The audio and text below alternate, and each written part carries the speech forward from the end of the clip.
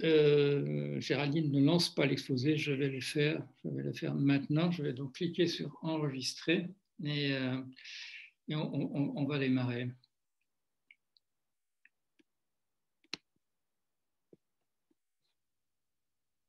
Ah, je n'ai pas le droit d'enregistrer moi, donc il faut absolument que... donc Géraldine nous dit qu'elle a lancé l'enregistrement. Donc voilà, et moi je suis en fait un invité comme les autres, et donc je n'ai pas le droit de cliquer sur enregistrement. Quand je clique sur enregistrer, on me dit que c'est pas moi qui m'occupe de ça. Très bien, alors il est 16h05, on commence. Donc, deuxième séance de ce cycle qui s'appelle l'après-Covid. J'ai expliqué la fois dernière d'emblée qu'au moment où on a décidé qu'on allait faire ça, c'est-à-dire en fait dans le confinement, on s'était dit que c'était une période qui allait s'achever, qui allait arriver à sa fin assez rapidement. Mais la question s'est posée immédiatement, à même cause, mêmes effets. Si le confinement s'arrête, on va voir et apparaître les mêmes effets. Alors, vous le savez, ça fait partie voilà, d'un déni qu'on trouve dans une partie de la population et malheureusement dans la profession médicale, un certain nombre de personnes qui vous disent non, ne croyez pas vos yeux, non, les chiffres ne sont pas ne révèlent pas la réalité que vous dites, imaginez derrière, etc. Alors j'en ai parlé la fois dernière, je ne reviens pas là-dessus. Il y a des effets statistiques qui peuvent faire croire que ceci ou cela, alors que ce n'est pas exactement ça qui se passe. Il y a beaucoup de choses, dès qu'on fait des probabilités et des statistiques qui apparaissent un petit peu aller à l'encontre de nos intuitions, donc ça rend les choses plus difficiles. Le fait que nous soyons mieux préparés maintenant à une deuxième vague ou bien une première vague qui continue, mais après un confinement, ce qui se passe maintenant, c'est que nous sommes mieux préparés. Nous sommes mieux préparés. On sait davantage ce qu'on doit faire avec un patient qui se présente. On les teste plus en amont, c'est-à-dire on teste les gens avant qu'ils soient véritablement dans le couloir de l'hôpital et qu'on essaie de déterminer ce qu'ils ont. Et donc, la préparation supplémentaire, le fait que, à la suite de la période de confinement et surtout de la période des vacances, ce sont des populations plus jeunes qui ont été atteintes ou en tout cas détectées qu'au départ. Pourquoi ? Parce que bien au tout début, c'est essentiellement des gens dont on dit qu'ils ont des conditions préexistantes, des populations assez vieilles, etc., qui sont apparus sur le radar. On a eu le temps de se préparer maintenant, d'avoir davantage de tests à notre disposition. Et donc, la détection, le dépistage se fait mieux qu'avant. Et donc, comme je l'ai expliqué la fois dernière, il faut plus de cas manifestés, plus de cas apparus pour obtenir un nombre équivalent de personnes dans les hôpitaux et malheureusement un certain nombre de décès qui viennent ensuite. Alors, aujourd'hui, on parle de l'économie. J'ai fait une petite allusion tout au départ quand j'ai parlé de l'approvisionnement en masques, du fait d'avoir des respirateurs dans les hôpitaux, d'avoir tout l'équipement qu'il faut, et où on s'était aperçu très très rapidement que une des conséquences de l'économie qu'on a maintenant, deux conséquences de l'économie qu'on a maintenant, c'est que d'une part, pour ce qui est de l'approvisionnement, on est davantage dans une perspective qu'on appelle de flux tendu, c'est-à-dire qu'on essaie de réduire au maximum les frais de stockage et que comme on sait qu'on a des avions, on a des bateaux qui traversent les océans, mais qu'on peut relativement minuter, je dirais, par rapport à leur déplacement, on s'était habitué au fait de ne stocker qu'au minimum, en sachant qu'on pouvait faire venir à la dernière minute un certain nombre de choses dont on a besoin. C'est ce qu'on appelle aussi le lean, c'est le lean, le mot anglais pour masse, une gestion de la distribution minimale pour essayer de réduire essentiellement les frais de stockage qui peuvent être énormes, bien entendu, si on amasse des quantités extraordinaires de choses en se disant qu'on les vendra un jour. On a changé tout ça, mais la difficulté qu'on a vue, c'est que les premiers pays qui ont été atteints par la pandémie, la Chine et l'Extrême-Orient de manière générale, sont les pays où s'était concentrée justement la production.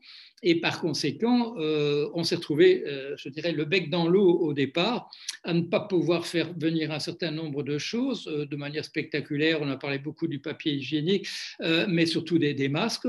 Et donc, les gouvernements ont eu une attitude différente vis-à-vis de cette question d'approvisionnement. Je l'ai mentionné la fois dernière. Au même moment où en France, on nous dit finalement, c'est pas tellement intéressant d'avoir des masques parce que ça protège pas tellement, c'est surtout rassurant sur un plan psychologique. Au même moment, devant la pénurie des masques, en Allemagne, on lance un message différent. On dit aux populations, mettez un foulard, mettez une écharpe, mettez quoi que ce soit. Il faut se protéger le visage, il faut empêcher de contaminer les autres, de se faire contaminer soi-même par les voies respiratoires, faites ce que vous pouvez en attendant.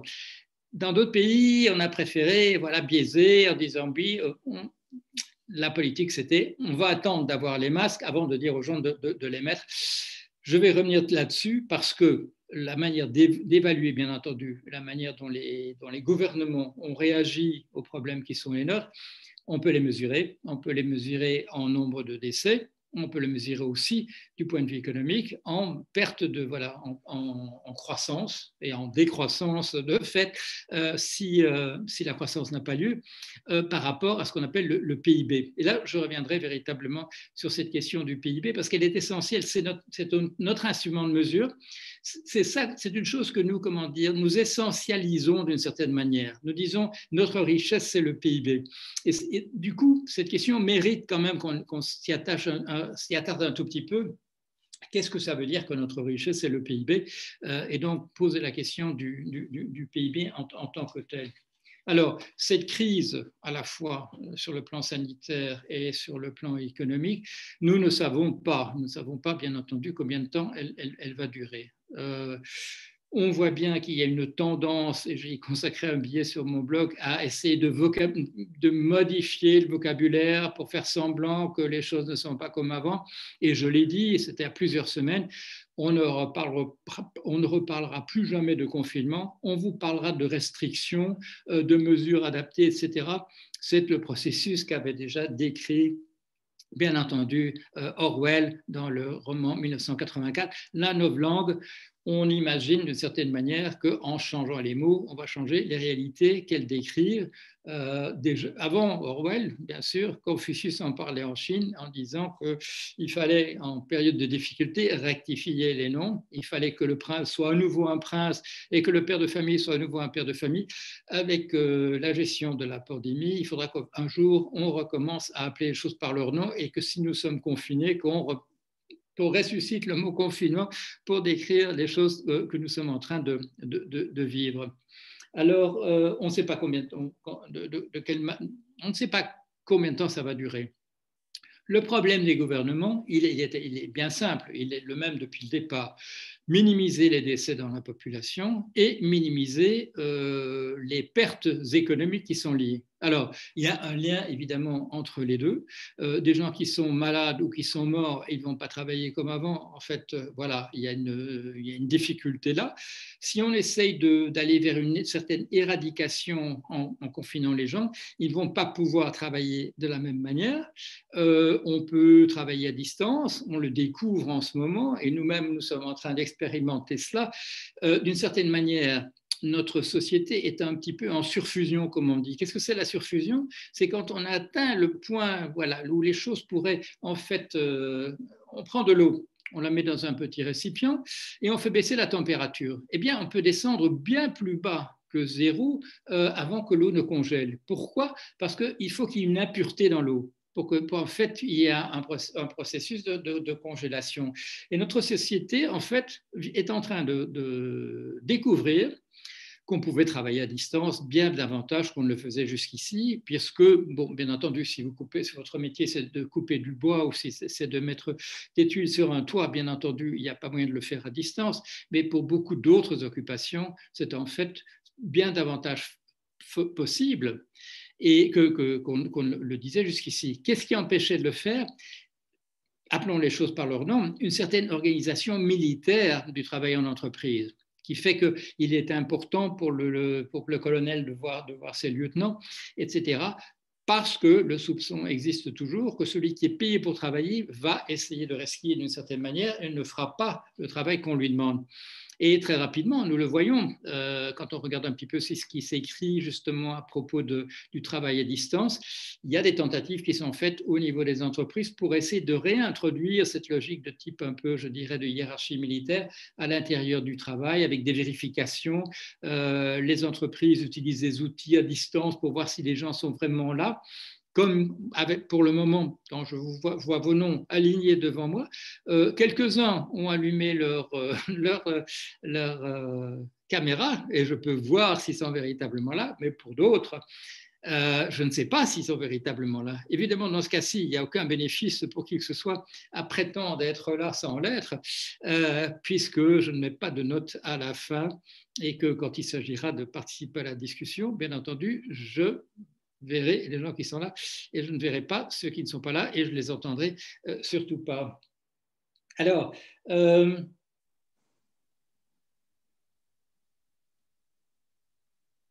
oui, petite remarque que j'avais fait la fois dernière. Ces pays où s'est concentrée la production sont des pays, pourquoi est-ce que la production s'est concentrée là?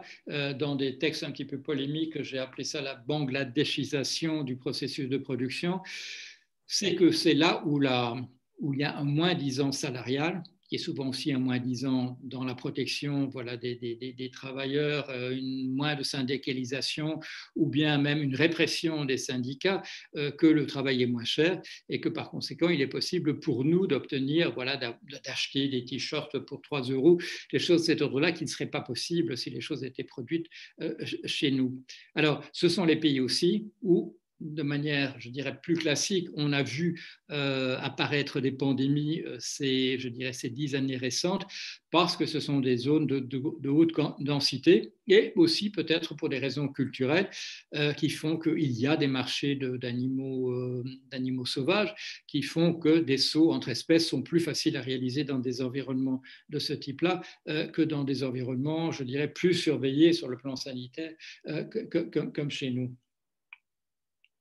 Alors, où en est-on du point de vue de la production? Eh bien, les chiffres, et ça je reviendrai sur les chiffres à la fin, parce que justement je ferai une sorte d'évaluation de l'ensemble des nations. Les chiffres ne sont pas bons. Les pertes sont conséquentes d'un point de vue économique, comme on peut les mesurer à partir voilà, de baisse du PIB. Il y avait une espérance, un espoir de relance, que le confinement serait une affaire qui aurait lieu une fois et puis qu'on ne devrait pas refaire. Mais par exemple, au Royaume-Uni, ça date d'il y a quelques jours, le plan de relance a été mis au réfrigérateur. On a essayé de faire autre chose parce qu'on considère qu'il est prématuré d'essayer de faire de la relance. D'autres pays essayent de le faire. Et là, nous allons voir qu'est-ce qui justifie, qu'est-ce qui explique le fait que certains pays s'en sortent très très très bien par rapport à cela, très rapidement, avec peu de dégâts, et que d'autres n'y arrivent pas du tout. Alors,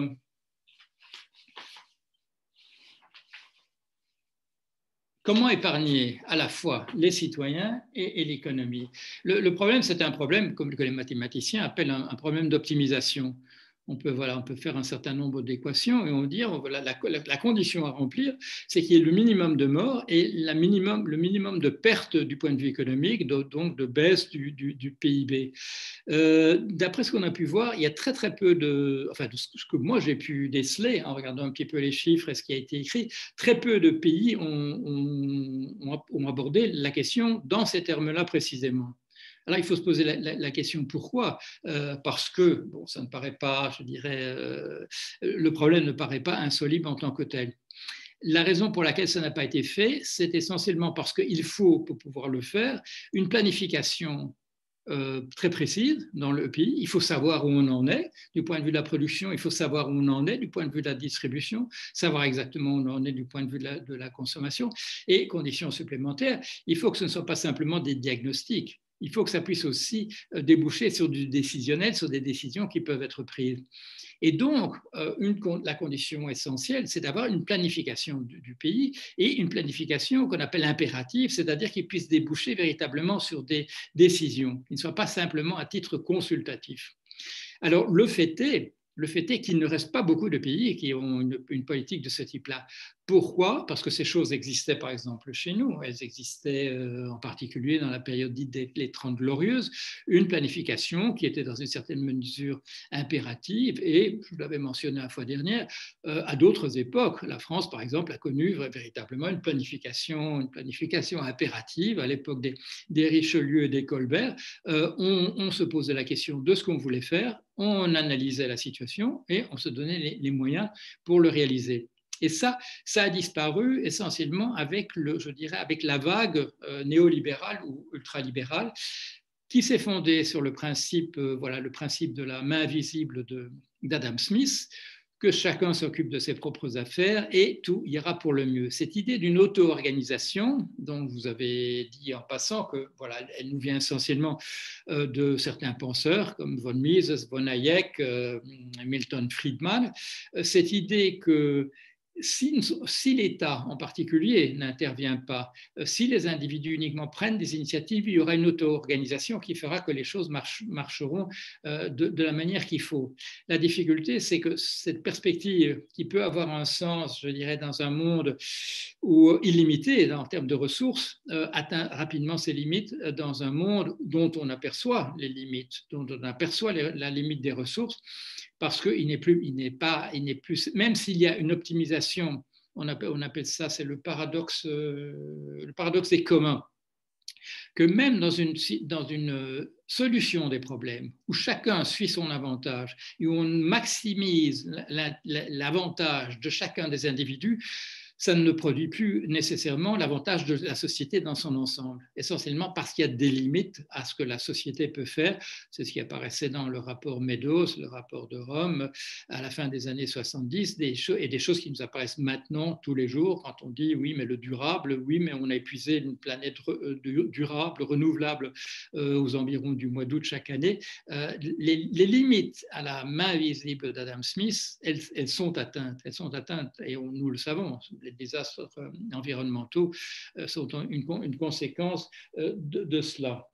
Alors, comment faire pour minimiser les morts et minimiser les dégâts économiques? Il y a deux solutions simples. On se donne l'objectif de minimiser le nombre de morts et on regardera ce qui se passe à l'arrivée en termes de l'économie, ou bien on décide d'essayer de maximiser les retours de l'économie, donc le PIB, de ne pas avoir d'atteinte au PIB, et on regardera à l'arrivée, on fera une analyse pour savoir ce que ça a donné pour la population. Alors, il y a des termes pour ça, les termes sont rapidement apparus. Essayer de résoudre le problème de la maladie dans un premier temps et puis laisser l'économie repartir une fois que le problème de la santé a été résolu. C'est ce qu'on appelle l'éradication du virus, c'est-à-dire empêcher que ce virus ne se propage. Voilà. Alors, le virus, il est là, mais empêcher qu'il passe d'une personne à une autre dans une perspective que le jour où on terminera, on mettra fin aux mesures qui ont été prises, qui sont du confinement, les masques, etc., que l'économie puisse repartir. Ou bien une perspective de laisser faire, je dirais, très dans la logique finalement du néolibéralisme, de laisser faire et de voir ce qui se passe. Alors on sait que la pandémie va se répandre, mais au moins l'avantage de cette perspective, c'est qu'il n'y a pas de risque d'exagération. On va regarder ce qui se passe. On ne va pas être confronté à éventuellement une mauvaise évaluation du problème. La difficulté, c'est que si on a minimisé le problème, à ce moment-là, on va se trouver rapidement dans des difficultés énormes, en particulier l'engorgement des hôpitaux, des choix qui devront être faits entre les différents malades, de les sauver ou non. Et nous l'avons vu dans le cas de nos pays. Le Royaume-Uni a été assez clair de ce point de vue-là. Ils ont envisagé pendant plusieurs semaines une politique donc d'immunité de groupe, c'est-à-dire de laisser l'épidémie se répandre en se disant qu'il viendra bien un jour où les gens qui ont été malades seront soit morts, soit immunisés, et où la contagion va baisser à l'intérieur de la population, si bien que le problème va se résorber petit à petit. Cette approche-là, dont moi personnellement, on nous dit maintenant dans les discussions qui ont lieu d'évaluation des réactions à la pandémie qui ont lieu au Sénat, où on pose des questions, il nous est dit qu'il n'a jamais été envisagé de la stratégie de l'immunité de groupe en France. J'ai quand même le sentiment que pendant une période au moins d'une semaine, ça a été envisagé comme une option, parce qu'on a vu des retards qui seraient sinon inexplicables et qui sont difficiles à expliquer par, je dirais vraiment, des dysfonctionnements majeurs à l'intérieur du mécanisme. Mais quel est l'obstacle à ça? Bien, très rapidement, bien entendu, l'engorgement des hôpitaux et voilà, et ce qu'on appelle l'effet Bergame ou l'effet Lombardie, c'est-à-dire des gens qui meurent dans les couloirs des hôpitaux sur des pancartes sans même qu'on ait pu les traiter d'une manière ou d'une autre. Donc, le problème est facile à énoncer. La solution, je dirais, idéale aurait impliqué un type de planification qu'on ne fait plus dans la plupart des pays. Et du coup, les gouvernements ont été obligés de traiter les deux problèmes séparément. Au lieu de traiter un problème d'optimisation, minimiser les décès, minimiser les pertes pour l'économie, de traiter de manière, je dirais, relativement indépendante les deux, avec ce que nous voyons dans nos pays, c'est-à-dire des hésitations, des 3 pas en avant, 2 pas en arrière, des ministres qui disent des choses contradictoires, des ministres qu'on remplace et qui disent le contraire de ce que le prédécesseur avait dit, des choses de cet ordre-là. Il est quand même, je dirais, étonnant qu'au XXIe siècle, qu'il y ait une telle désorganisation dans la réponse à une pandémie de ce type-là. Mais la raison, elle est là, je dirais, probablement d'ordre idéologique, une perte de confiance dans l'organisation, une confiance accordée à ce principe de monsieur von Hayek, que tout ce qui est organisé produit plus de conséquences négatives involontaires que d'effets positifs. Nous sommes convaincus de cela. Mais nous voyons maintenant tous les jours, dans les analyses qui sont faites, pourquoi a-t-on détruit 3 millions de masques?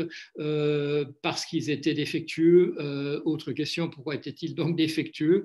Et ainsi de suite. C'est-à-dire, en fait,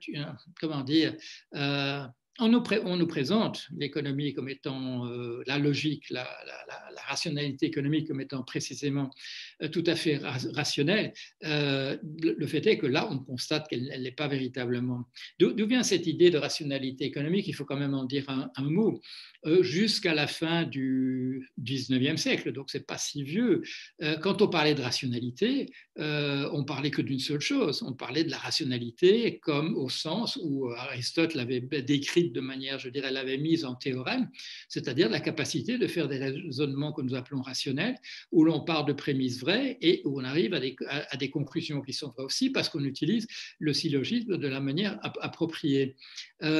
Est apparu à la fin du 19e siècle un autre type de rationalité qui est utiliser les ressources à sa disposition de la manière à maximiser l'avantage de chacun. Donc une perspective qui n'est plus du tout globale, mais qui est très particulière et qui est d'un ordre différent, parce qu'elle met, au lieu de mettre... Quand on parle de la rationalité, je dirais au sens d'Aristote, ce qu'on met en avant, c'est les finalités. Parce que si on se dit il faudrait obtenir tel objectif, alors on fait des raisonnements et les raisonnements nous permettent de voir comment atteindre cet objectif.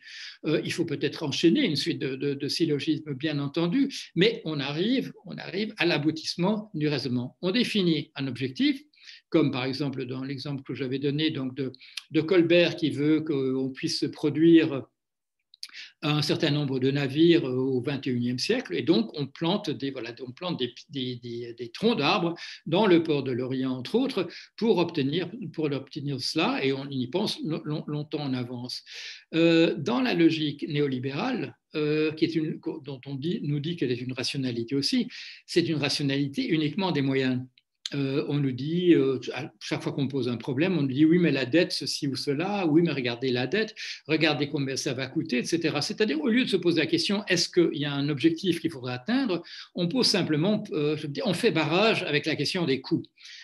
Et du coup, on est dans une logique véritablement des moyens. Alors, la conséquence de cela, on la connaît et elle est sans danger d'habitude, c'est-à-dire on nous dit, ben regardez, voilà, l'État va imposer au minimum, va taxer au minimum, et avec l'argent qu'on a, on va regarder ce qu'on peut faire, et puis à l'arrivée, on regardera ce qu'on a obtenu. Et on dira, d'une certaine manière, on redéfinit les finalités comme étant la constatation de ce qu'on a pu faire. Mais c'est bien entendu une logique tout à fait différente.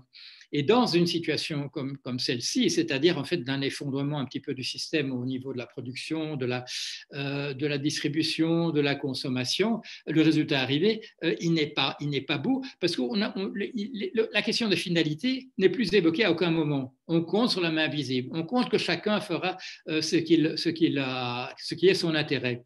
Mais le résultat, on le voit, c'est par exemple, donc, comme on a vu ça, donc des compétitions entre les différentes nations pour les masques qui existent encore. On a même vu des rapts de contingents de caisses sur des aéroports, etc.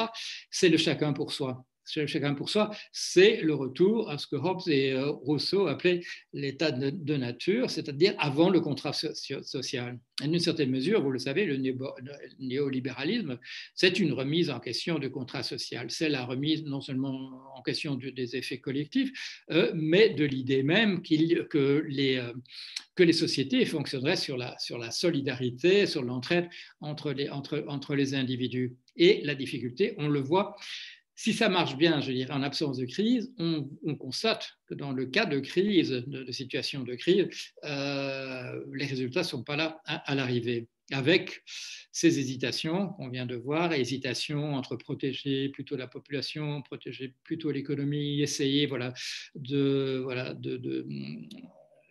la chèvre et le chou soient contentés de la même manière avec les difficultés que l'on rencontre dans ce cas-là.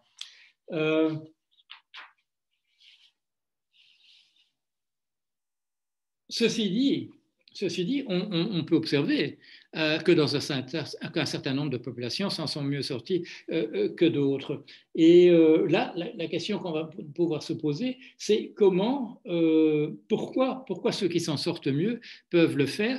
La planification, je l'ai dit, c'est une condition qui peut être nécessaire, mais il y a d'autres moyens qui sont possibles. Donc, on va examiner un petit peu comment les États s'en sont sortis, de minimiser à leur manière, et chacun avec des résultats plutôt mitigés, sauf certains, les considérations les choses qui sont prises en considération.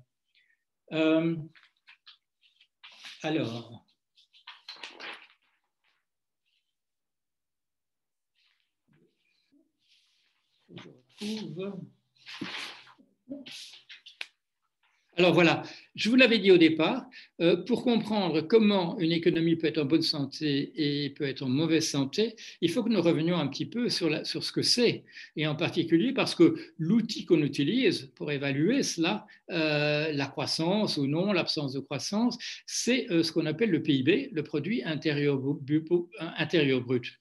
Alors, qu'est-ce que c'est parce que je vous présenterai un tableau à la fin en vous montrant les pertes qui ont été subies par certains pays, celles qui n'ont pas été subies par d'autres, etc.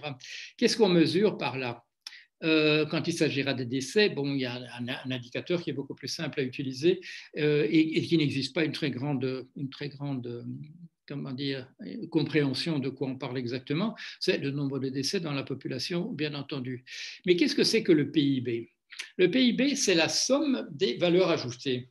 Alors, la valeur ajoutée, c'est une notion qui nous est connue, puisqu'il y a une fameuse taxe à la valeur ajoutée qui, en fonction de ce qui apparaît à chaque opération, à chaque transaction comme étant la valeur ajoutée, va être taxée.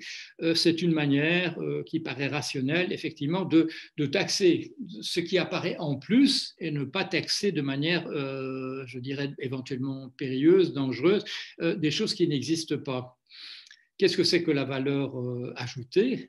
Eh bien, dans les termes, en tout cas, quand moi j'étais à l'école primaire, on disait c'est le prix de vente moins le prix de revient. Bon, c'était très simple. C'est le prix de vente moins les coûts. Voilà. Alors on vous dit, oui, en fait, c'est par rapport à des évaluations qui sont faites en cours de route, etc., sur un processus de production. Mais bon, c'est simplement la différence entre le prix auquel on peut vendre quelque chose et ce que ça a coûté à celui qui l'a produit ou qui l'a obtenu d'une certaine manière. Parce qu'il y a, bien entendu, des producteurs qui sont en liaison, je dirais, directe avec la production du produit ou de la marchandise, du bien. Mais il y a aussi des marchands qui vont, eux, acheter à un certain prix et revendre à un prix supérieur. Alors, c'est ça qu'on ajoute. Quand on calcule le PIB, on ajoute l'ensemble des valeurs ajoutées à l'intérieur d'un pays.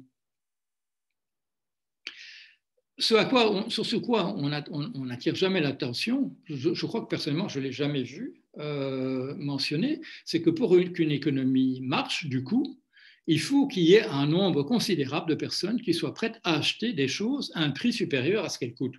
Voilà, une fois que c'est dit comme ça paraît déjà un tout petit peu paradoxal, mais je crois qu'il est important, si on veut comprendre le problème à la fin, d'entrer dans le détail et de se poser des questions de ce type-là.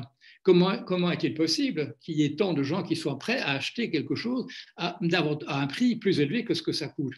Alors, eh bien, c'est parce qu'effectivement, il y a des gens qui récoltent cette valeur ajoutée, ce qu'on appelle aussi le profit ou les bénéfices, et il faut, pour que l'économie marche, il faut que d'une certaine manière, ces valeurs ajoutées, ces profits, ces bénéfices se retrouvent dans d'autres mains que simplement celles qui les ont obtenus. Il faut que, que cet argent-là se retrouve ailleurs que simplement dans la main des marchands, ailleurs que dans simplement les bénéfices faits par les directeurs d'usine et des choses de cet ordre-là. Comment est-ce que ça se fait? Comment fait-on pour qu'il se retrouve ce qu'on va appeler le pouvoir d'achat? C'est-à-dire, justement, qu'est-ce que c'est le pouvoir d'achat? C'est la possibilité pour un certain nombre de personnes, pour la population dans son ensemble, d'acheter des choses et, comme je viens de le dire, de les acheter au-dessus de son prix coûtant. Alors, comment est-ce que ça se fait? Eh bien, c'est parce qu'il y a un grand nombre de personnes qui, en fait, qui ne sont ni des marchands ni des producteurs à proprement parler, mettent leur force de travail à la disposition d'un employeur et qui sont rémunérés pour le travail que ces personnes font. C'est ce qu'on appelle le salariat. Alors, il n'y a pas que le salariat qui fasse dans nos sociétés que de l'argent qui vient au départ, qui entre pour commencer, qui se retrouve pour commencer entre les mains des marchands et des producteurs, se retrouve ailleurs dans la population. Il y a aussi un certain pouvoir de redistribution dans le cadre de ce qu'on appelle la protection sociale, organisée par l'État pour que des personnes en difficulté se retrouvent quand même à avoir un pouvoir d'achat d'une certaine manière, bien que n'offrant pas du travail qui, sur le marché de l'emploi, serait rémunéré suffisamment. Donc, voilà ce qu'il faut obtenir. Pour qu'une société fonctionne, il faut qu'il y ait cette production de bénéfices que l'on va calculer, qu'on va additionner sous forme de ce qu'on appelle le PIB, et il faut que ces sommes se retrouvent d'une certaine manière parmi ceux qui vont acheter les produits et les services qui sont à la disposition. Donc, ce sont des conditions assez difficiles à remplir. Et dans une situation de pandémie, où le salariat est atteint, où les gens ne peuvent pas aller travailler parce qu'ils sont malades, parce qu'ils sont morts éventuellement, parce qu'on leur dit de rester à la maison, qu'ils sont confinés et ne peuvent pas aller travailler, il est évident que si on veut qu'il y ait toujours du pouvoir d'achat dans la population, ce sera l'autre fonction, celle de protection sociale, de distribution de certaines de ces sommes par l'intermédiaire de l'État qui soit remplie. Donc, voilà la situation dans laquelle on est, si on veut un petit peu regarder, je dirais, cette machinerie d'une manière un peu différente de ce qu'on fait d'habitude.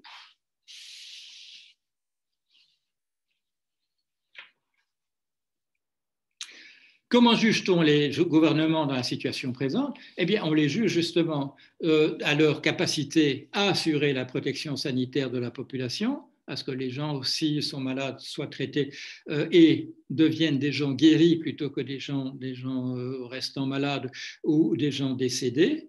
Protéger la production de la valeur ajoutée, donc maintenir en marche le système qui permet de transvaser des bénéfices qui ont été produits, des valeurs ajoutées, de les transvaser dans la population dans son ensemble. favoriser la distribution du profit pour maintenir le pouvoir d'achat dans la population et compenser par la protection sociale les déséquilibres qui seraient causés par la pandémie. Alors, quand on pose le problème de cette manière-là, on voit bien que plus un État est organisé de manière autoritaire, plus il sera facile de remplir toutes ces conditions. Il faut encore que quand un État est autoritaire, je veux dire que ce soit aligné aussi sur une certaine planification, une certaine compréhension de ce qui se passe. Si l'État est purement et simplement autoritaire, bien entendu, il ne va rien se passer parce que la connaissance au niveau des gouvernants de ce qui se passe ne sera pas meilleure que si l'État n'était pas autoritaire. On le voit par exemple pour le Brésil, où les choses ne marchent pas bien, même si l'État est pour le moment est un État autoritaire. Alors, je vais essayer de partager l'écran pour vous montrer quelques chiffres de ce point de vue-là. Alors, je vais faire ça. L'animateur a désactivé le partage d'écran pour les participants. Donc, je suis un simple participant, donc je ne peux pas vous montrer ça. Donc, je vais essayer de vous le montrer par la caméra. Je vais vous montrer un petit tableau. Bon, je trouve. L'autre, c'est parce que l'autre partie est derrière. J'espère que ça se voit. Voilà, c'est un petit tableau. Je vais vous le lire. C'est peut-être pas facile de procéder comme ça. L'autre moitié du tableau se trouve là, derrière. Qu'est-ce que j'ai fait? Ayant expliqué ce que c'est que le produit intérieur brut et montrant quelles sont les conditions pour le maintenir, parce que bien entendu, quand on parle de croissance, c'est parce qu'on compare des chiffres de produits intérieurs bruts d'un mois à l'autre et qu'on espère que ça va augmenter. Bon, quand le chiffre est moindre, on ne parle pas de décroissance, je reviendrai sur le mot décroissance un peu plus tard, on ne parle pas de décroissance en général, on dit simplement que la croissance est en baisse, on dit que la croissance est négative ou des choses de cet ordre-là. Alors, quelques pays que je vais évaluer. J'ai classé ces pays dans un ordre bien particulier. C'est justement la manière dont leur économie a résisté et je dirais au cœur même de la première vague de la pandémie, c'est-à-dire au deuxième trimestre. Donc avril, mai, juin. Je vous donnerai éventuellement les chiffres également pour le premier trimestre et on pourra comparer d'une certaine manière. Alors, la Chine, vous le savez, la Chine a pris le problème à bras le corps dès le départ, de manière assez autoritaire.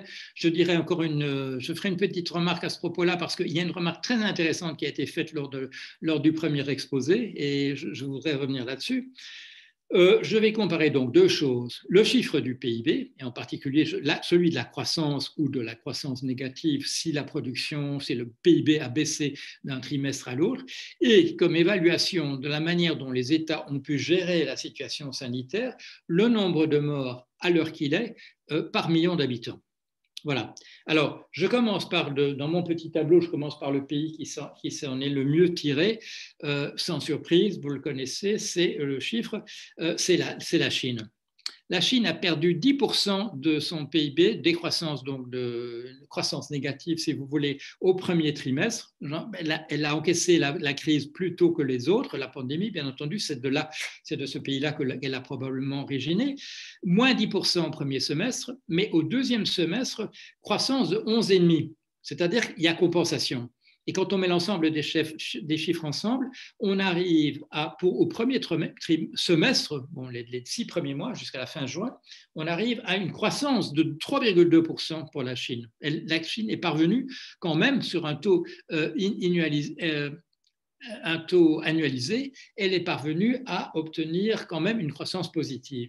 Alors, impact de la Covid-19 par million d'habitants, 3 morts par million d'habitants. Voilà. J'ai quelques chiffres pour des pays peut-être pas aussi importants que la Chine, mais dans la même région. Le Vietnam, bon, ce n'est pas une économie comparable à celle de la Chine, mais du point de vue donc, de la croissance, 6,88% au deuxième trimestre, et les morts, là, le record absolu au niveau mondial, si les chiffres sont fiables. Bon, on s'est beaucoup interrogé sur savoir si les chiffres du Vietnam sont fiables. Il y a des discussions dans les sens ou dans l'autre, mais je dirais dans l'ensemble, à ma connaissance, personne n'a découvert de véritable fraude. Et là, on a 0,4 morts par million d'habitants. Si on regarde la Corée, moins 3,2% de PIB et 7 morts par million d'habitants.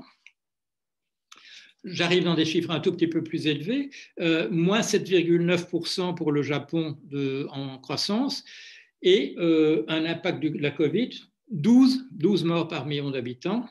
Alors, je laisse de côté pour l'instant l'Extrême-Orient et passons à l'Occident. Et là, on arrive tout de suite à des chiffres plus élevés en termes de perte de croissance, perte du PIB et de morts associées. Alors, l'Allemagne, moins 9,7% au deuxième trimestre, 114 morts par million d'habitants. La Belgique, moins 0,12% de croissance au deuxième trimestre et 861, un des chiffres les plus élevés, morts par million d'habitants. Quand on passe à la France, on est à une perte pour le second trimestre de moins 13,8% et on a atteint un chiffre de 487 morts par million d'habitants. Et enfin, deux très mauvais élèves, le Royaume-Uni, moins 20,4%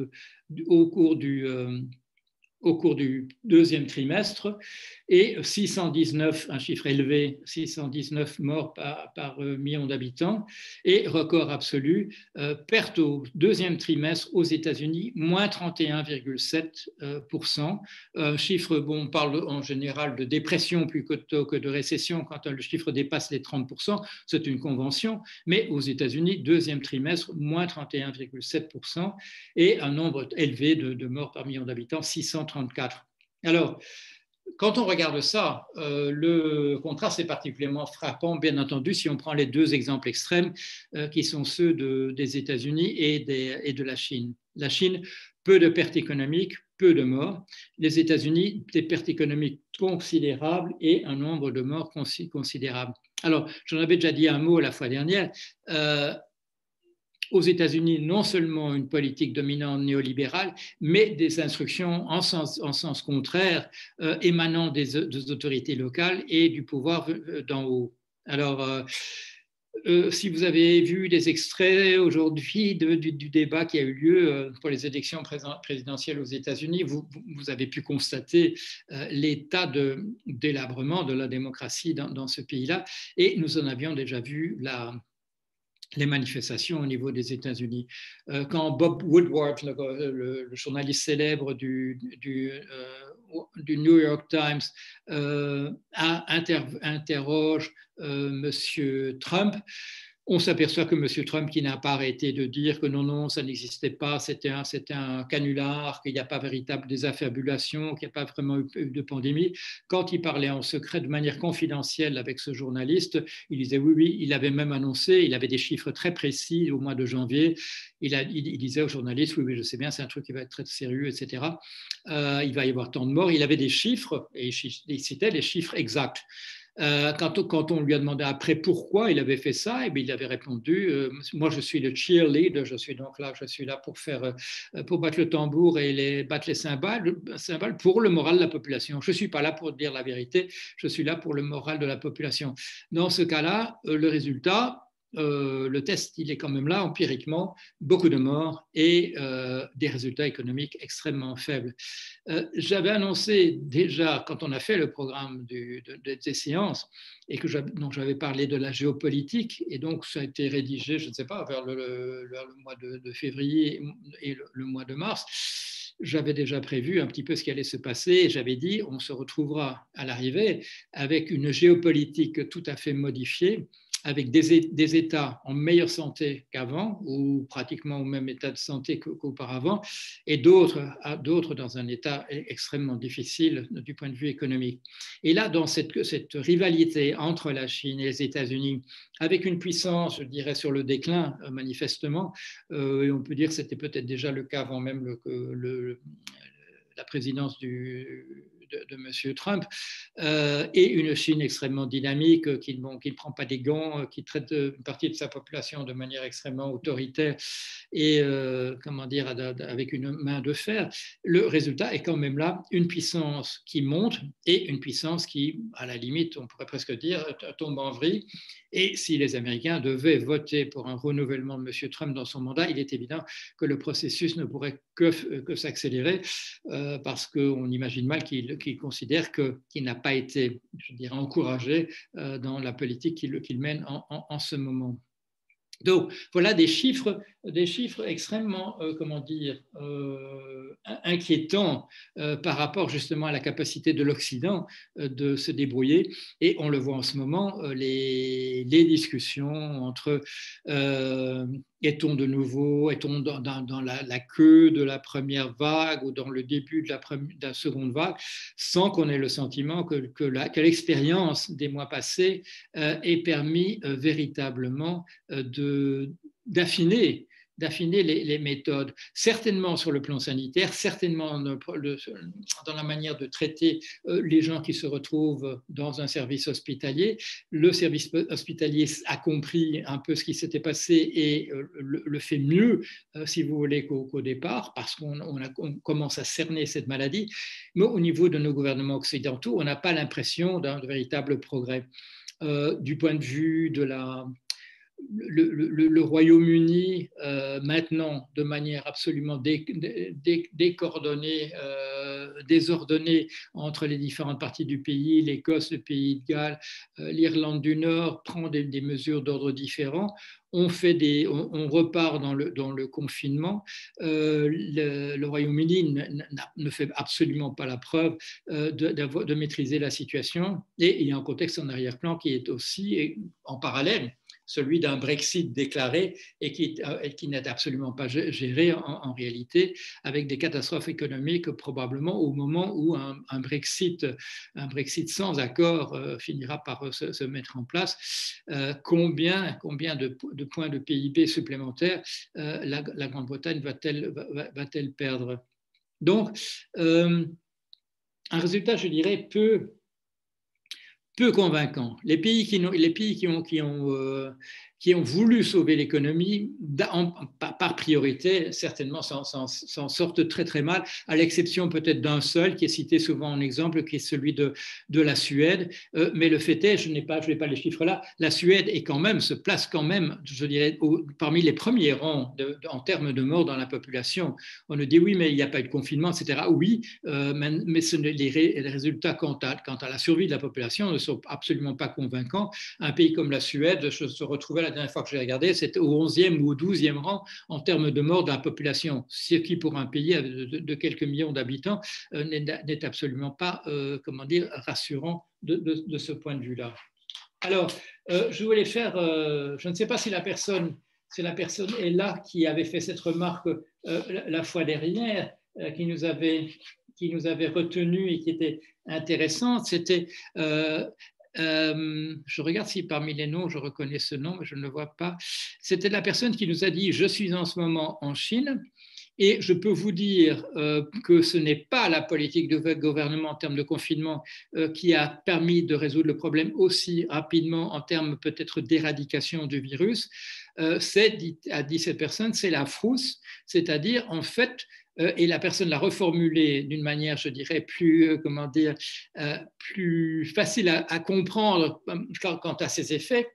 C'est le fait, dit-il, qu'il n'y a pas de honte en Chine à avoir adopté une attitude prudente. Et là, ça m'a paru tout à fait intéressant, je crois à ceux qui étaient là la fois dernière aussi, de ne pas avoir pensé à ça. Qu'il y a d'une certaine manière que l'attitude prudence, l'attitude précautionneuse est d'une certaine manière stigmatisée dans notre population. Et qu'il y a bien sûr l'esprit, je dirais, un peu chauvin, l'esprit bravache qui fait qu'on ne veut pas porter de masque, mais il y a aussi cette dimension-là, que cette personne a bien raison de souligner, le fait qu'il y a un certain stigma attaché à la prudence dans notre société et au comportement précautionneux. Et cette personne avait ajouté que cet esprit de précaution et de prudence, dans une société comme la société chinoise, et probablement aussi dans d'autres sociétés d'Extrême-Orient, porte tout particulièrement envers les anciens, envers les personnes les plus âgées. Et quand j'avais entendu cette réflexion-là, j'avais pensé à un propos que me tenait un de mes neveux sur ce qu'il avait entendu dire dans un groupe de copains à lui. Bon, ça nous permettra juste peut-être de récolter l'héritage plus vite qu'on l'aurait fait autrefois. C'est-à-dire pas exactement la position des populations d'Extrême-Orient de respect pour les anciens et leur expérience. Alors, où est-ce que tout ça nous laisse ? Et je vais conclure par quelques réflexions. Quand on nous dit, par exemple, et c'est une solution qui nous est proposée, par exemple, dans une partie du mouvement écologique, de dire qu'il faut viser la décroissance.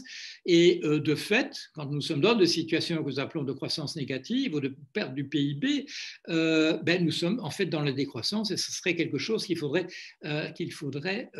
encourager d'une certaine manière. Oui, mais là, cette décroissance envisagée, je dirais, par les écolos dans une perspective positive et un peu idyllique ne correspond pas du tout à la manière dont nos sociétés fonctionnent. Parce que qu'est-ce que j'ai montré? Ce n'est pas une justification du profit ou des bénéfices, mais pour qu'il y ait un pouvoir d'achat, il faut que ces bénéfices, il faut que cette valeur ajoutée, il faut que ce profit se retrouve redistribué dans la population pour permettre aux gens d'acheter ce qui leur est nécessaire en termes de marchandises et de services. Notre économie telle qu'elle est, et ça on dit souvent Jorion il est contre la décroissance. Non, j'attire toujours l'attention sur la chose suivante. À l'intérieur du système capitaliste tel qu'il fonctionne, et celui que j'ai décrit de manière assez rapide tout à l'heure, il n'est pas possible d'y avoir une décroissance qui ne soit pas purement simplement une catastrophe.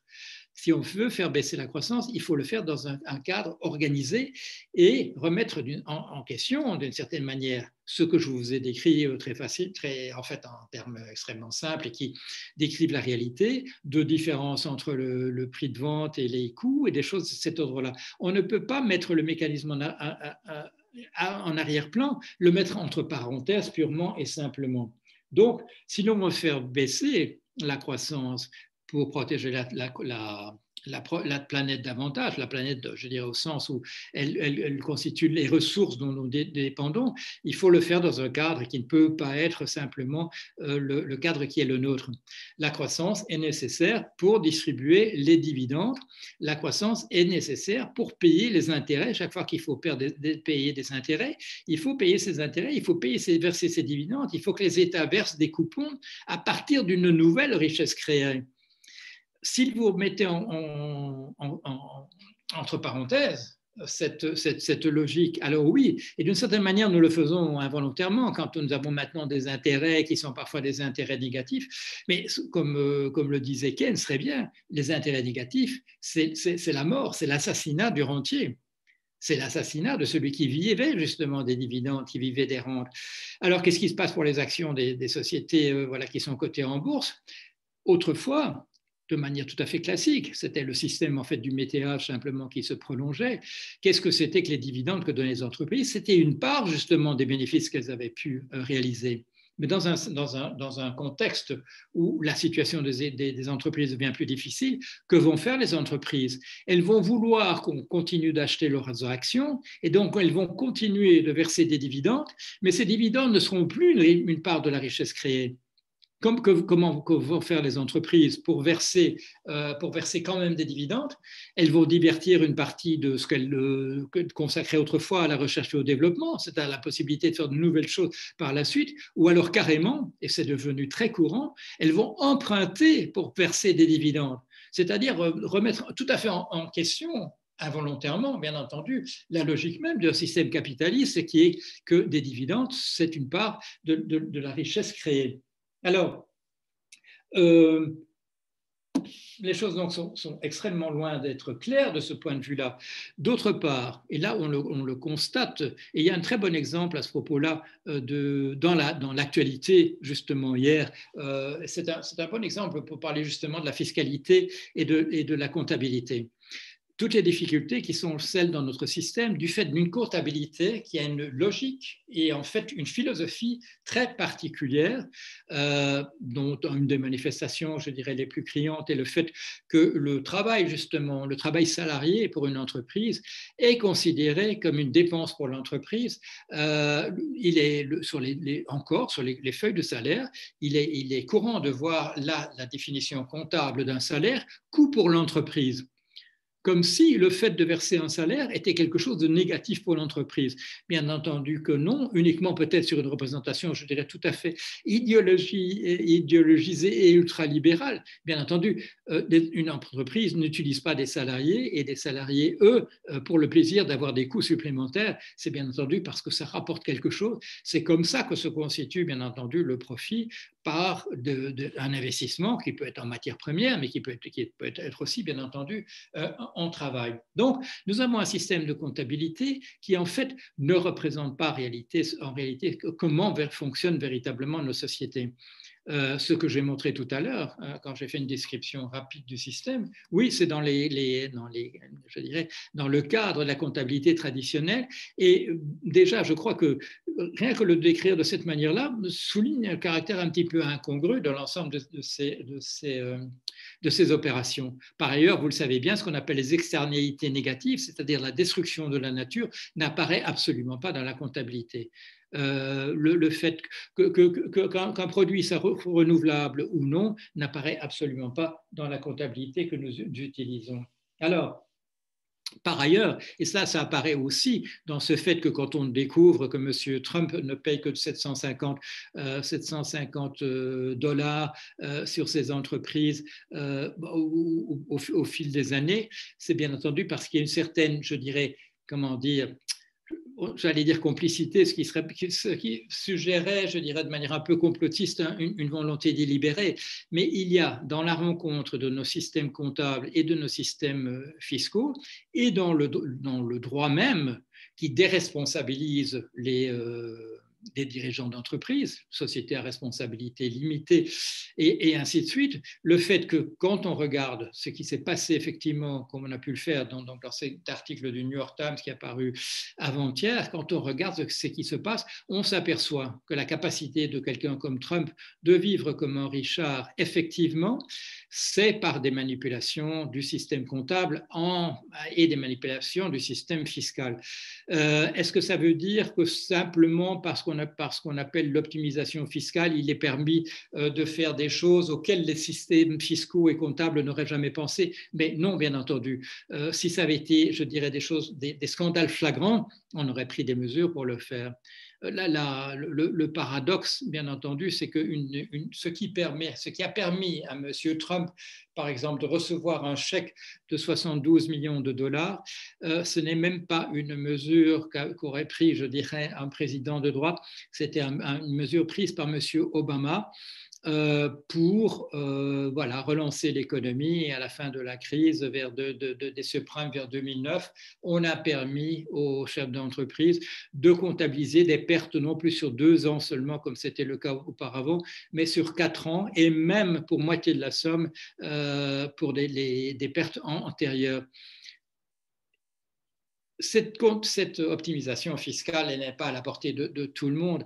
Et quand j'ai lu cet article du New York Times, dont les commentateurs ont tiré essentiellement des remarques, des observations comme cette curiosité des 750 dollars, etc., ce qui m'est apparu, c'est une mise à plat véritablement, c'est un long article, je dirais entre 30 et 50 pages, une mise à plat véritablement du fonctionnement en réalité du système capitaliste qui souligne la manière, je ne dirais pas nécessairement dont il y a spoliation pour utiliser un terme de marque, mais la manière dont ceux qui payent des impôts subventionnent ceux qui n'en payent pas, et c'est-à-dire la justification d'un chiffre comme celui que nous avait dit un petit groupe qui se trouvait devant lui, M. Stiglitz, c'était je crois que c'était pour l'année 2016, quelle est la part de la croissance qui est revenue aux États-Unis au 1% le plus riche, et que le chiffre n'était même pas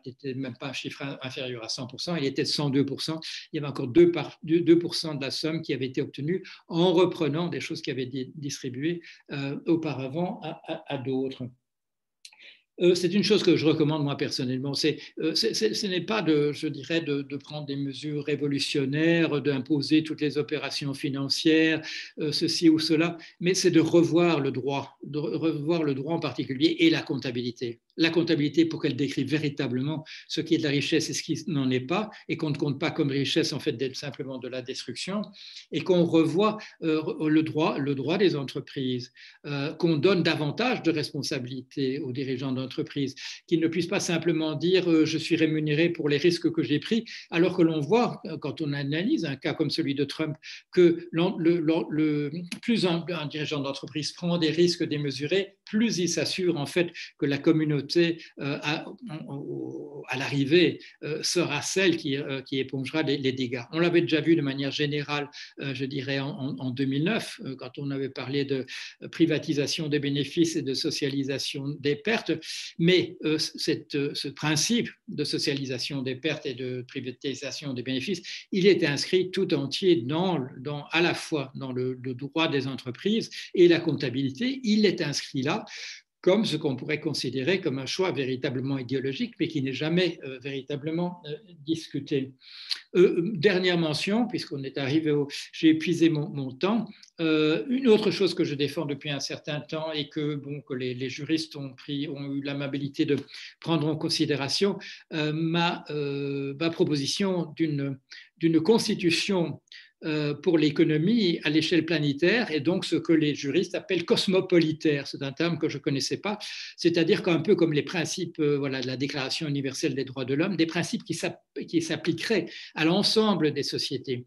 J'ai le sentiment que si on veut prendre sérieusement ce problème de l'environnement et de la destruction du monde autour de nous, ces questions de comptabilité qui ne tiennent pas en compte des choses qui se passent véritablement et du droit qui protège, je dirais, de manière très, très asymétrique ceux qui prennent des risques, non pas des risques, je dirais, positifs, mais des risques démesurés, il faudrait remettre cela je dirais, en perspective. Et également ce qu'on appelle bien entendu la spéculation à proprement parler, comme dans le sens de ce terme qu'on utilise en finance, c'est-à-dire les paris directionnels, les paris sur le fait qu'un chiffre va monter ou va baisser. Ce chiffre peut être la valeur d'une action, ça peut être un taux d'intérêt. Ces paris qui sont des paris de taille démesurée, parce que quand la compagnie AIG, je vais terminer là-dessus, la grande compagnie qui assurait contre les pertes les entreprises en 2008, quand elle a fait faillite, et que c'est nous, les contribuables qui avons payé l'ensemble de ces sommes, chiffre que je souligne, sur la moitié de ces pertes, n'étaient pas des pertes économiques à proprement parler. La faute à pas de chance qu'on pouvait produire moins, qu'il y avait moins de gens qui pouvaient avoir des emplois, etc. Mais étaient purement simplement de la spéculation au sens de paris entre les entreprises. Entre les entreprises, simplement. Je vous rapporte une rumeur qui avait circulé à ce moment-là, parce que un débat avait lieu. Le débat avait lieu, je dirais, pratiquement en direct sur mon blog par des gens qui étaient intéressés par ce qui allait se passer. Comment se fait-il qu'on ait payé véritablement des pertes qui n'étaient pas réelles, qu'on ait donc déboursé des sommes considérables simplement pour régler les montants de paris entre des intervenants qui n'étaient pas exposés à des pertes véritables, puisque c'était simplement des paris sur le fait qu'un prix montait ou descendait. La rumeur qui a circulé à ce moment-là, je n'ai pas pu la confirmer, mais personne ne l'a infirmé non plus, que le gouvernement français aurait dit au gouvernement américain que si les sommes perdues par les banques n'étaient pas remboursées, des banquiers risquaient la prison. et que cette simple chose aurait suffi justement à ce que ce soit les contribuables dans l'ensemble des pays qui règlent l'ardoise des paris purement et simplement perdus entre les banques. Voilà, je vous dis, c'est une rumeur. Ça n'a pas été confirmé, ça n'a pas été démenti non plus. La seule chose que je sache, c'est que la personne qui avait fait circuler cette information était une personne qui aurait été bien placée pour savoir si c'était le cas ou non. Voilà. Alors, j'ai dépassé de quelques minutes. Nous pouvons entrer dans la période où des questions. Et la fois dernière, je dois souligner que les questions étaient particulièrement intéressantes. Et vous avez vu, j'ai même utilisé cette fois-ci un des commentaires qui avait été fait pour en faire une partie intégrante de mon exposé. Alors, c'est donc c'est Marie-des-Neiges Ruffo de Calabre qui a l'amabilité de faire la modération et de me dire ce qui est en train de se passer et qui voudrait intervenir. Alors pour l'instant, dans le chat, il y a des commentaires sur la possibilité qu'il y ait eu près de 2000 milliards aspirés par des banques dans la question de trafic, donc probablement une envie de savoir un petit peu plus sur l'éthique des banques. Oui, c'est une question intéressante. Vous vous souvenez, peut-être c'était en 2008, à la fin de l'année, il y a le responsable des Nations Unies sur les questions justement de la circulation des capitaux avait donné un chiffre très précis du nombre de milliards qui avaient été injectés dans l'économie mondiale pour essayer de la sauver, qui étaient de l'argent sale. Bon. Alors, ça posait une question quand même, c'est comment se fait-il qu'on ait disposé d'un chiffre à ce point précis sur l'argent sale, puisqu'on nous dit qu'on combat l'argent sale, qu'on ne veut pas que ça ait lieu, etc. etc. Et là, j'avais un peu creusé la question, et au point qu'on m'a demandé de déposer devant le Sénat, voilà, à Paris, au Jardin de Luxembourg, sur cette question-là que j'avais pu un petit peu creuser. Alors, l'explication, c'est la suivante. C'est qu'on sait effectivement où est l'argent sale. L'argent sale, c'est quoi? C'est l'argent du trafic de drogue, c'est l'argent de la prostitution, c'est l'argent des trafics d'armes, c'est l'argent de la corruption à différents types de niveaux. Et le fait est que quand on a eu besoin de l'argent nécessaire, on savait exactement de fait où était le robinet qu'il fallait ouvrir pour faire entrer cet argent dans le système. Alors, ça demande explication quand même. Qu'est-ce qui se passe? Il se passe de fait que cet argent sale passe essentiellement par ce qu'on appelle des paradis fiscaux, qui sont souvent des pays petits qui n'ont pas beaucoup d'autres ressources que justement s'occuper d'affaires financières. Mais si vous regardez, je dirais, le chiffre d'affaires de ces paradis fiscaux, il y a quelque chose qui transparaît tout de suite, c'est le fait que de l'ordre de 90% de ces pays relevaient autrefois de l'Empire britannique. Et qu'une supervision, si on creuse un tout petit peu, on s'aperçoit qu'en fait, il y a une supervision, je dirais, un peu en altitude, mais une supervision exacte existe et qui vient justement de la City de Londres. La Cité de Londres a des activités licites, mais elle a aussi des activités, je dirais, de supervision de tout ce qui se passe dans l'ancien Empire britannique et en particulier dans les paradis fiscaux. Alors, pourquoi tolère-t-on cela? Et vous verrez, il y a des scandales, il y en a encore eu récemment, oh, l'argent sale, etc. Comment se fait-il que les banques, etc., la banque machin, etc., elle fait passer de l'argent sale, etc., etc. Alors, l'explication, on l'a vu apparaître quand on a commencé à parler du Bitcoin et des monnaies parallèles, des pseudo-monnaies, parce qu'en fait, il s'agit, si on veut décrire véritablement ce que c'est en termes financiers, ce sont des jetons commercialisables, ce sont des jetons qu'on peut acheter et qu'on peut vendre. Et vous avez pu voir que les États ont pris très très mal cette affaire de ces crypto-monnaies. Pourquoi?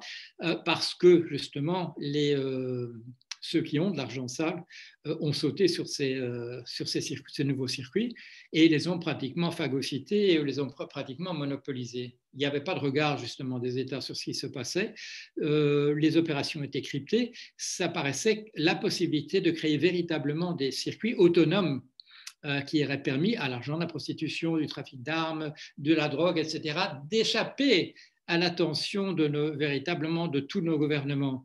ce qui empêcherait en particulier que le jour où on a besoin de cet argent, qu'on puisse ouvrir le robinet et le faire entrer dans le système. Il est important pour nous tous que cet argent qui circule véritablement fasse partie de ce qu'on peut retrouver un jour ou l'autre comme étant du pouvoir d'achat, sans quoi le circuit va s'autonomiser de plus en plus et il ne restera plus que dans le circuit légal les gens qui payent véritablement des impôts et qui ne reçoivent que de l'argent qui est absolument propre et qui n'a pas circulé. Donc il y a là une hypocrisie fondamentale. Et quel est le fond même éthique de cela? Parce que c'est ça la question quand même qui se pose. Le fond éthique de tout cela, c'est la chose suivante, que sur ces questions de s'armer à titre privé, qu'il y ait des guerres ici ou là, que des gens soient drogués, aient besoin de la drogue, qu'ils soient qu'ils aient une addiction, qu'ils aient une dépendance.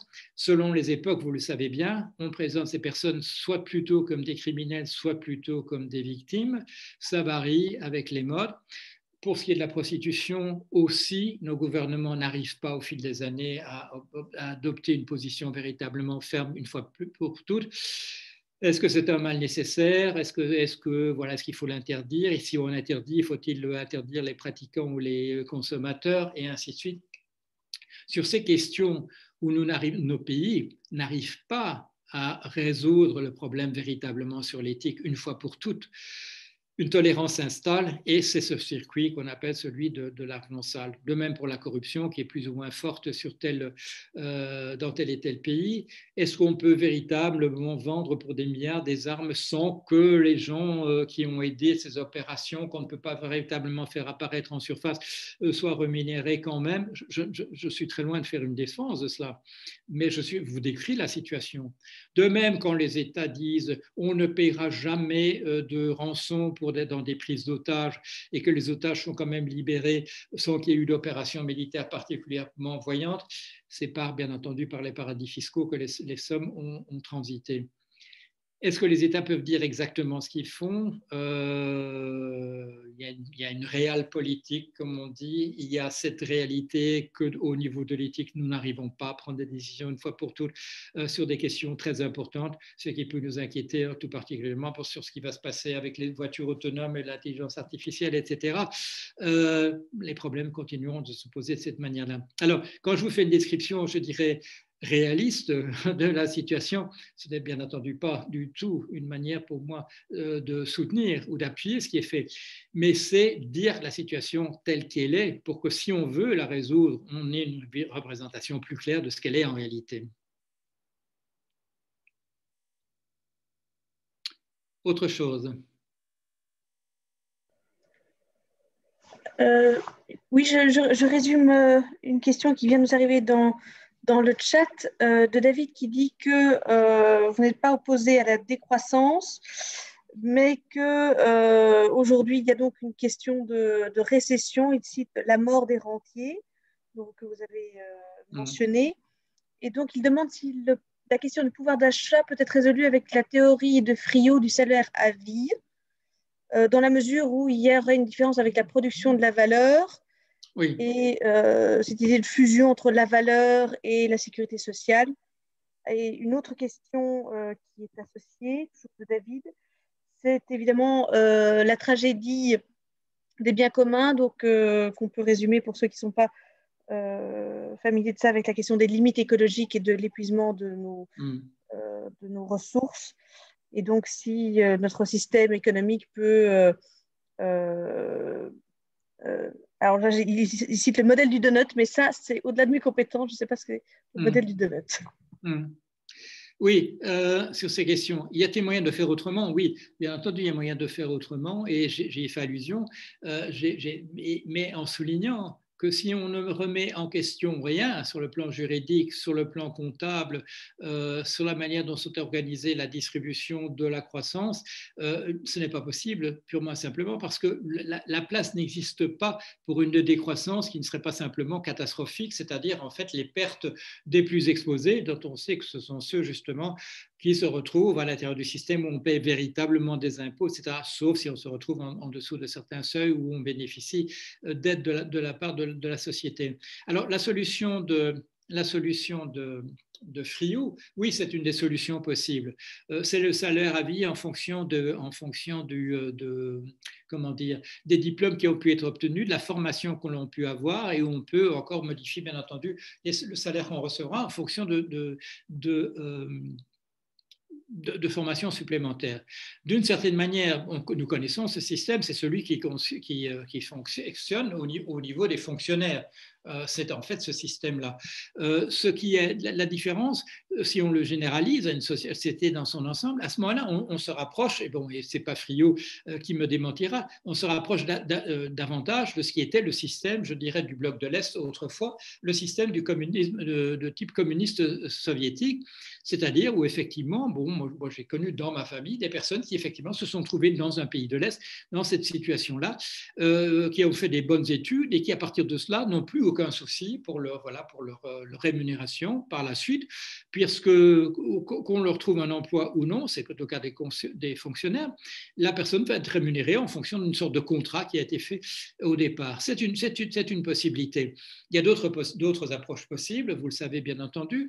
Il y avait celle du regretté Bernard Stiegler, qui était donc l'approche d'étendre dans l'ensemble la société, celui du spectacle, c'est quoi le terme des intermittents du spectacle. Pardon, des intermittents du spectacle, effectivement, qui est en fait une solution qui se rapproche de celle de Friot, puisque quand vous n'avez pas de travail, eh bien, bon, vous avez trouvé le moyen d'être rémunéré quand même. Donc, c'est une chose. Ce sont des choses là qui ont existé dans la mesure où, d'une certaine manière, les pays de l'Est, dans la zone de ce que nous appelions nous l'URSS et les satellites de l'URSS, c'est des systèmes qui ont fonctionné avec des résultats, je dirais, plus ou moins probants, mais parfois probants, effectivement. Je me souviens, je pense en particulier à cette personne de ma famille qui me disait, oui, c'était pas parfait, mais il n'y avait pas des gens qui dormaient la nuit au coin des rues. Je dirais une certaine satisfaction. Par exemple, aussi que le système médical était un système médical qui était à ce moment-là de qualité bien supérieure à ce qu'on a vu après, quand ces pays sont sortis justement de ce système de communisme de type soviétique. Alors, il y a d'autres approches possibles, bien entendu. Il y a l'approche en termes de revenus universels, c'est-à-dire donc d'assurer un minimum en termes de chèques qui seraient distribués à l'ensemble de la population. Personnellement, et avec Vincent Burnon-Galpin, avec qui je viens d'écrire un livre, et c'est une approche que je défends depuis pas mal de temps, il me semble, en particulier à une personne comme moi, qui a travaillé pendant 18 ans dans le domaine de la finance, et qui est extrêmement, je dirais, méfiant vis-à-vis de systèmes où on donne des chèques aux gens, en sachant que dès qu'on donne un chèque de manière systématique aux gens, il y aura une cellule qui se constituera dans les banques. Et là, ce n'est pas de la médisance de ma part, c'est quelque chose que j'ai vu de mes yeux vus, parce que j'ai travaillé au cœur, je dirais, de l'organisation même des banques. Dès qu'on distribue des chèques aux gens, il y a des cellules qui se réunissent, de comptables justement et d'avocats. Comment est-ce qu'on va pouvoir exercer une activité de prédation sur une partie au moins de ces sommes, ou alors carrément, quand on dit, moi j'ai vu ça aux États-Unis, on va donner, pour relancer l'immobilier, on va donner $4 000 aux familles qui achètent une maison pour la première fois, et la mesure est passée, et le lendemain matin, le prix de toutes les maisons a augmenté de $4 000, c'est-à-dire que le système, dans son ensemble, sans délibération de qui que ce soit, les vendeurs de maisons ont trouvé vont pouvoir récupérer ces $4 000 supplémentaires. Les gens qui ont connu les indexations savent que chaque fois qu'il y avait un saut d'index dans leur pays, le loyer augmentait de la somme qui avait été ajoutée aux rémunérations. Donc, ma méfiance, je dirais qu'en tant qu'ancien financier, envers les distributions de chèques, je préfère de loin une extension de la gratuité. On a connu la gratuité pratiquement, je dirais, réelle, 100% dans le domaine de l'assurance maladie. On l'a connu pratiquement à une époque dans l'éducation. Tout ça est en récession, en régression. On pourrait commencer par le remettre en place. Et ensuite, un système qui est parfois décrié, mais que j'ai vu fonctionner à la perfection aux États-Unis les food stamps, c'est-à-dire en fait la même chose qu'on a connue dans les pays européens qui étaient des bons de rationnement, c'est-à-dire des tickets qui vous donnent droit à de la nourriture qui ne vous permet pas d'acheter des bouteilles de whisky, mais qui vous permet d'acheter des patates, des légumes et des fruits, et qu'on distribue aux États-Unis de manière systématique dans la population qui est moins nantie et qui peut utiliser ça. L'avantage de ce type d'approche en termes d'extension de la gratuité, c'est qu'elle est protégée, elle est immunisée contre, je dirais, une prédation éventuelle du système extérieur. Il n'y a pas de, s'il y a un trafic des food stamps, c'est bien, la police intervient et puis il met fin au trafic des food stamps comme on peut le mettre fin à l'activité des faux monnayeurs. Mais il y a une certaine protection. Et ce système que je défends depuis pas mal d'années, j'ai eu le plaisir, il y a 2 ans, j'ai aussi mon souvenir, qu'en Grande-Bretagne, à University College à Londres, on a calculé le coût d'une extension de la gratuité aux choses d'ordre élémentaire, du logement sous sa forme élémentaire, dont un abri véritable, du vêtement, de la nourriture, du transport de proximité. Et le fait est que pour la Grande-Bretagne, le calcul, quand il est fait, est un calcul qui est beaucoup plus abordable pour un pays que le revenu universel. Le revenu universel, le calcul avait été fait par ces personnes-là, ça représentait 12 points de PIB. La gratuité pour l'indispensable, qu'ils avaient appelé, en prenant l'expression, le service universel de base, c'est 2% de croissance. C'est-à-dire que c'est de l'ordre du faisable, du véritablement réalisable. C'est-à-dire que la gratuité pour l'indispensable, ça coûte, d'après l'évaluation qui a été faite en Grande-Bretagne, 6 fois moins cher que le revenu universel de base. Pourquoi est-ce que le revenu universel de base est tellement cher?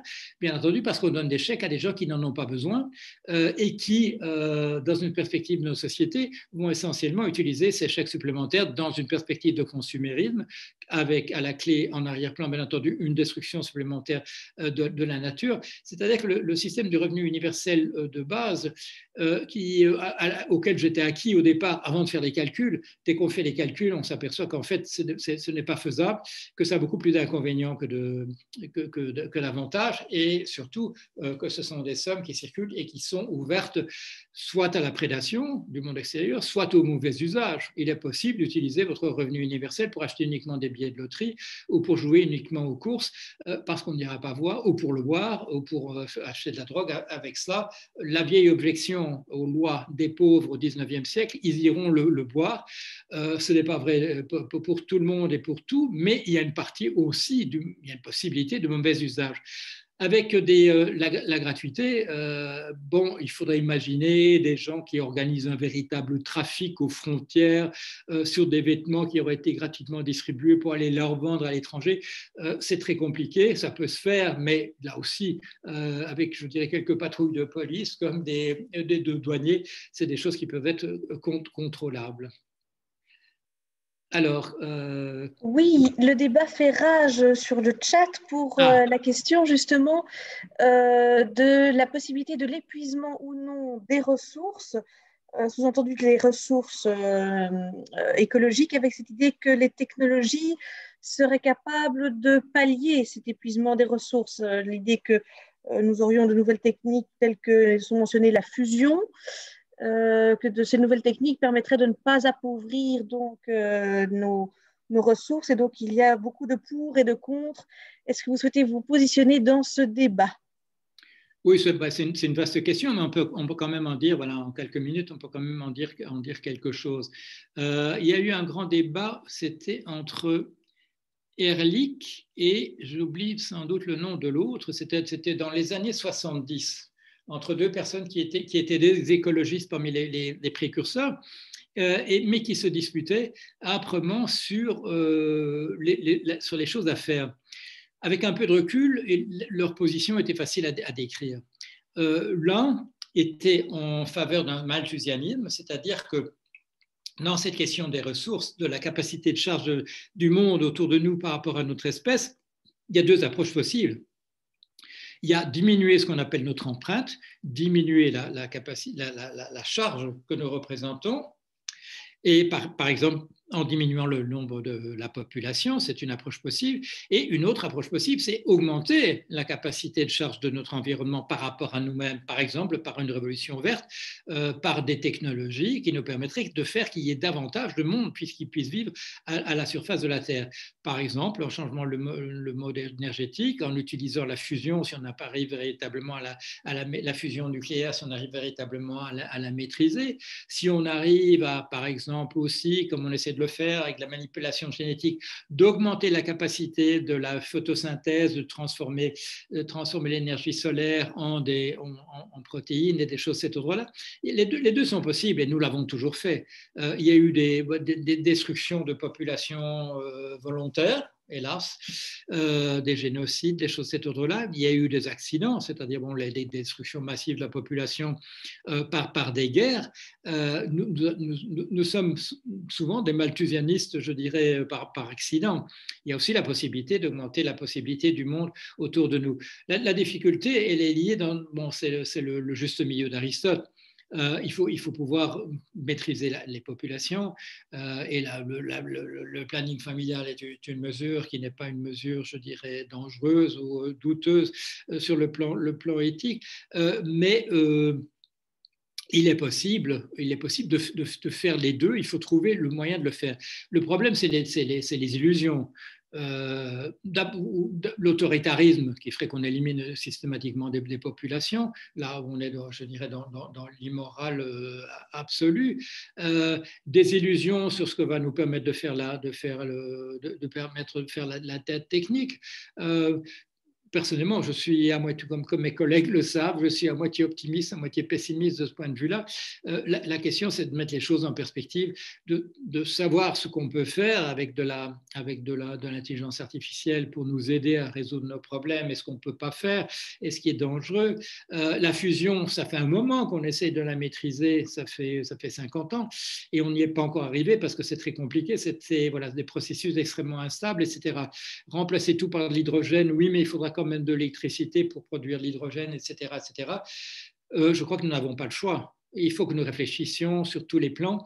Et là, vous avez compris que quand même, et ça, c'est peut-être le message central de ce livre que j'ai fait, Comment sauver le genre humain avec Vincent Burnon-Galpin, la planification est quand même un outil qui nous permettrait de... Moi, je ne suis pas du tout acquis à ces idées de l'ultralibéralisme ou du libertarianisme, que chaque fois que nous réfléchissons à un problème, nous ne pouvons trouver que des choses qui sont plus dangereuses comme solution qu'en fait que la situation auparavant et qu'il n'y a que le spontané qui produit de bonnes solutions. La situation présente dans un cas d'épidémie nous montre que ce n'est absolument pas le cas, qu'il est important de savoir ce qu'on fait, qu'il faut chercher délibérément. Ce n'est pas l'initiative désordonnée d'individus ici et là qui va produire un vaccin. Le fait que les États subventionnent la recherche en matière de vaccins, c'est une bonne chose. Personne ne dira que ça doit être nécessairement la foire d'Empagne. J'avais donné l'exemple l'autre fois du FEMA aux États-Unis, le système qui intervient d'intervention dans le cas de grandes catastrophes naturelles, qui sont nombreuses aux États-Unis, comme vous le savez, en termes de tremblements de terre, d'inondations, etc., selon les régions, et que Trump a essayé de privatiser entièrement et donc démonter l'ensemble des échelons comme des opérations de type commercial, et qui fait que le temps de réponse est multiplié par 10, bien entendu, puisqu'il y a de plus en plus d'échelons. Il n'y a pas, là où on avait autrefois des équipes, je dirais, de fonctionnaires qui débarquaient le lendemain à l'endroit où avait lieu une catastrophe. Maintenant, il y a des cascades de décisions qui doivent être prises et surtout des marges bénéficiaires qui doivent être prises à chaque niveau, ce qui n'est pas le cas, bien entendu, quand c'est une opération décidée par l'État. Alors, c'est une question sur laquelle je reviendrai peut-être dans d'autres exposés. La question qui est posée là, c'est une que j'ai traitée systématiquement, ici même, je dirais, à l'Université catholique de Lille, dans le cycle qui avait eu lieu il y a 2 ans. Donc, et qui s'appelait donc déclarer l'état d'urgence pour le genre humain. Et je dirais la quasi-totalité de mes conférences se sont retrouvées à l'intérieur donc de ce livre qui s'appelle Comment sauver le genre humain, en collaboration avec Vincent Burnon-Galpin, qui a paru malheureusement pas très bien pour un livre au plein milieu du confinement et donc avec des librairies qui sont entièrement fermées. Et donc, ce livre a un départ, je dirais, un peu plus lent. Enfin, son titre est ambitieux. C'est celui qu'a choisi l'éditeur, mais je dirais que le contenu correspond quand même en gros à ce qui est annoncé. Alors, je ne sais pas si on a encore le temps de déborder beaucoup. Je crois qu'on peut déborder d'un certain nombre de minutes, puisque personne ne nous empêche de le faire. Y a-t-il encore beaucoup de questions? En tout cas, une qui aurait éventuellement varié, qui provient de Jacques, c'est la nécessité évidemment lorsqu'on parle de rationalité économique, de pouvoir faire confiance à la pratique de la vérité, mais qu'il y ait évidemment des menteurs, des traîtres. Alors, est-ce qu'une rationalité est possible? Et il évoque le cas du shadow banking. Je ne sais pas si vous avez le temps encore de vous exprimer. Ben, le shadow banking, c'est en fait c'est simplement une activité de type bancaire, de type classique, mais moins régulée. En fait, la solution au shadow banking, c'est simplement d'étendre la réglementation à ce secteur. La difficulté économique liée au shadow banking, c'est que dans les activités qui sont réglementées, il est obligatoire de constituer des réserves, de faire des provisions par rapport à des pertes éventuelles, et que dans les domaines qui sont moins réglementés, bien entendu, ces mesures manquent, et que donc le risque, je dirais, de catastrophes en chaîne, de réactions en chaîne, de faillites en entraînant d'autres, et bien entendu décuplé ou multiplié par un certain facteur dans le shadow banking, puisqu'il n'y a pas de coussins qui sont constitués de manière obligatoire du fait de la loi. Ceci dit, on l'a vu en 2008-2009, la constitution de coussins, le montant de la constitution de ces réserves et de ces coussins est une chose extrêmement compliquée, très difficile. Je cite toujours le même chiffre. J'ai mentionné la compagnie AIG qui assurait donc non seulement des gens qui pouvaient subir des véritables pertes économiques, mais aussi de simples spéculateurs. Cette compagnie d'assurance américaine, American International Group, avait constitué ce qu'on considérait comme des réserves d'un montant absolument astronomique. Elle avait constitué des réserves de 6 milliards de dollars, bon, ce qui était considéré comme, on était protégé contre tout risque possible. Et quand l'effondrement a lieu, donc à partir dans la semaine du 15 septembre 2008, au bout de la semaine, c'est 175 ou 173 milliards qu'il faudrait réunir. Et bien entendu, la somme de 6 milliards paraissait astronomique, celle des pertes réellement encaissées, mais quand je dis réellement encaissées, avec la réserve que je fais, que la moitié de cette somme n'aurait pas dû être payée, puisque s'il s'agissait de paris purement spéculatifs, mais prenons la moitié. 85 milliards nécessaires, là où les réserves avaient été constituées de 6 milliards de dollars. Alors, c'est un domaine où moi, j'ai passé pas mal d'années sur le calcul, justement, sur les réserves, comment avoir des chiffres vraisemblables sur la possibilité ou non de constituer des réserves qui soient à la hauteur des pertes. C'est extrêmement compliqué. La finance est le domaine où les probabilités, je dirais, apprivoisées, domptées qu'on trouve, par exemple, quand on joue au dé ou quand on joue aux cartes, ne jouent pas du tout. On a des distributions d'événements. Vous savez sans doute, on a utilisé cette expression de signe noir, disant que la probabilité d'événements véritablement catastrophique est beaucoup plus élevée que ce qu'on pourrait calculer dans les calculs de probabilité apprivoisés comme celles qu'on rencontre dans les courbes en cloche quand la distribution normale, comme on dit, ou gaussienne. C'est très rare qu'on ait des phénomènes de ce type-là, c'est-à-dire une probabilité qu'on puisse véritablement maîtriser dans le cas des pertes financières. On a davantage affaire à des choses qui sont de l'ordre du fractal, c'est-à-dire où le comportement, quelle que soit l'échelle, est en réalité le même et qui ne permettent pas de faire des prévisions de ce type-là. Est-ce qu'on va en rester là? peut-être, on a dépassé voilà, de 7 minutes. Je vous remercie pour la qualité des questions.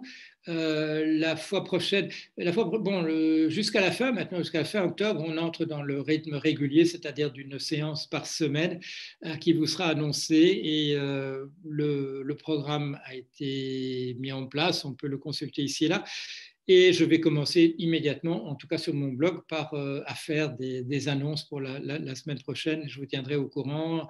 On peut s'inscrire, bien entendu, auprès de Géraldine. C'est annoncé également sur le site éthique, c'est annoncé de cette manière-là également sur mon blog, mais je donne aussi la possibilité pour les retardataires qui arrivent à la dernière minute d'avoir accès aux liens directs et qui nous permettent d'être là. Alors, Géraldine nous a assuré que l'enregistrement était enregistré.